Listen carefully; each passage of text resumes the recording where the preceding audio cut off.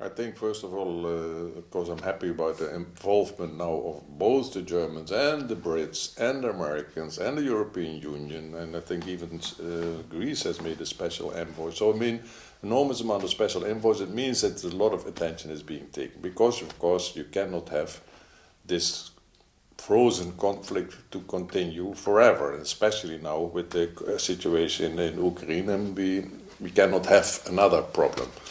We have seen Rama, who said, I think yesterday also again in an interview in a German newspaper, in Die Welt, I think, that Russia is really trying to destabilize also there in order to, of course, distract attention to what they are doing in Ukraine, which is, of course, all very troublesome. So, from that point of view, of course, we should try to find a solution. And if this German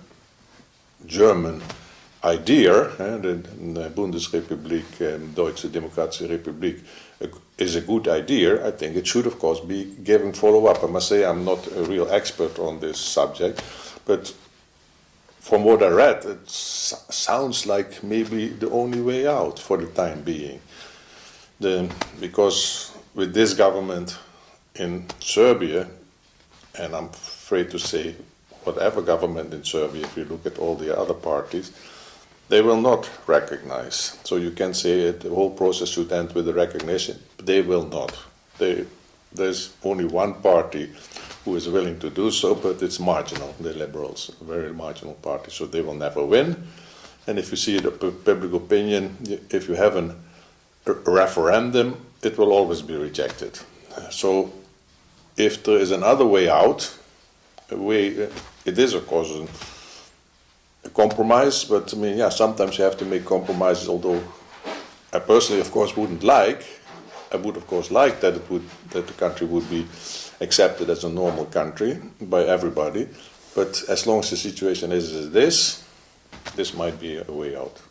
In theory, yes, we have this expression of to cross the Rubicon River, and both of these leaders could do it, and I think, of course, for Vučić it will be more difficult than for Kurti, I would think, because, yeah, I mean, from Kosovo point of view, of course, you have most to gain, while Vučić will think he has most to lose, although I do not believe, because it is also better for him if he does it, because now still they have, thanks to, or due to the problems with Kosovo, they still have a lot of bad reputation also, and they cannot continue closer to the EU when they are not solving the problem with Kosovo. And then it's only the fact of how to solve it. So I think actually now is indeed a good time, and I think that most foreigners, of course I cannot talk for everybody, but from what I know, I think they're more or less on one line.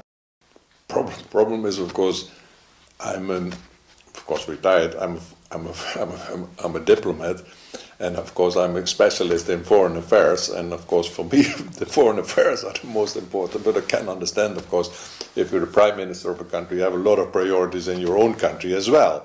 But still, for your country, this is, I would think, an all over importance. All the other things are also. Not all, but most things are also depending on this. If this is solved, it would be a big boost for the whole country. First of all, of course, because that was also in this German agreement. I mean, they should not block anymore all kind of memberships of all kind of organizations. Okay, the UN will be blocked by China and Russia, but I mean, it should not be actively blocked by Serbia. There's no need for them to do it because it will be blocked anyway. So they should also show a friendly face in order not to block UNESCO or the Council of Europe or whatever. I mean, a lot of international organizations which are very important to be member of, because in order to also to facilitate the functioning of all kind of things. And I can mention more or less all, but still, all these international organizations are very important for a functioning country.